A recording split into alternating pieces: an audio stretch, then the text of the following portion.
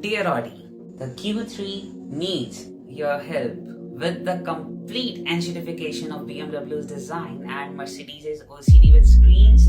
There is a huge gap in the market for a good German luxury car. And if you do just these 5 things, they're just little small things, nothing can stop you from being the #1 luxury car maker. So let's start with the first thing you see when you get inside the car, the gauges. And to put it gently, they are a step back in almost every direction possible. So, for example, this is the only view which has a tachometer in it.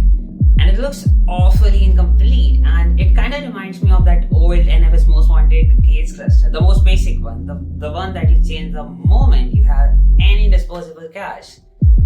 That gauge cluster was designed almost 21 years ago, and somehow even that looks better than this. And I think Audi should take lessons from this one manufacturer who had the most legendary and the best virtual gauges across the entire industry.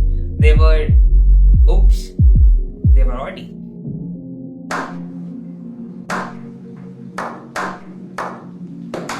Also, I just have 8 subscribers, so it would really mean a lot if you could subscribe. Also, you can secure your position in the Hall of Fame by commenting down below. So 10 years later, when people will see these videos, they will know that you, sir, has been here since the very beginning. Thank you. So in the previous generation of Audi's virtual cockpit, you could have your gauges like this, or like this, or like this, or you can make the gauges smaller and show map on the full screen, or you can show the music on the full screen. The thing that made previous generation of virtual cockpit so great and legendary was its configurability. You can customize it the way you want, and its amazing graphical interface. And the new one does not really have either of those. And not to mention this big empty space above the virtual cockpit. And Audi's reason for this, they say that part of the gauge cluster gets blocked by the steering wheel. Then why didn't you design those correctly? The previous generation of virtual cockpit did not have those. Neither does virtual cockpit from any other brand that I know. Even GM does not screw this badly. How can you do this? And some of the comments in this video might feel a bit harsh, but it is coming from a place of love. The Audi A4 is one of the best cars that I have ever driven, and I loved everything about it. The interior, the exterior, the way it drove, it was completely awesome. And it is really heartbreaking to me to see my favorite company go down like this. All of us car guys, what we want is just good cars and good systems that work in them. We do not have hatred for any particular brand. Which brings me on to my next point, the exterior design. This is the front of the new Audi Q3. This is the rear of the new Audi Q3. Now, is it just me, or does anyone else also think that it should have been called the Audi Q3 Hyundai Kona edition? The design looks too Asian, and while there is nothing wrong in particular about looking Asian, but what is wrong is having a car that looks like that when you used to have cars that look like that.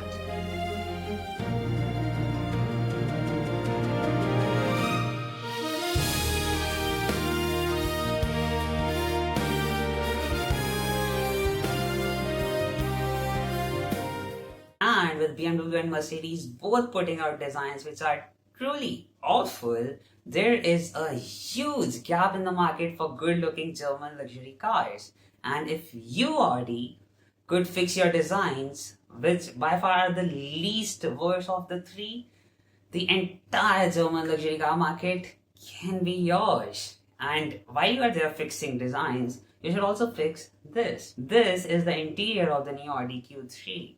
And if you remove the badges, it looks so generic. It could be of any brand. I just sat for 5 minutes and I found this interior of the Kia K5 to be awfully similar to the new Q3.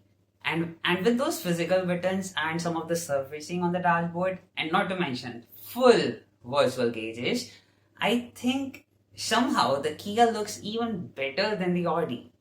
And the next point I would like to add is people are spending a lot of money on your cars already, sometimes close to 100 grand for a fully loaded S5. So can we please stop saving a few dollars here and there across the car? Like, for instance, there is that steering wheel. It uses a plastic sticker logo instead of the full chrome logo that we used to have.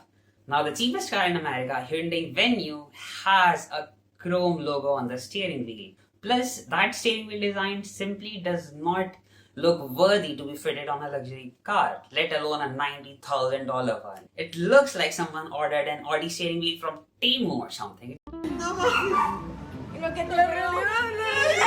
Just awful. Audi, please change that steering wheel. And the next thing is the brakes on that S5.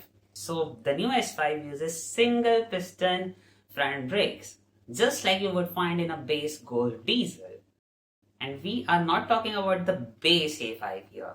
We are talking about the performance model, the S5, the $90,000 luxury performance car.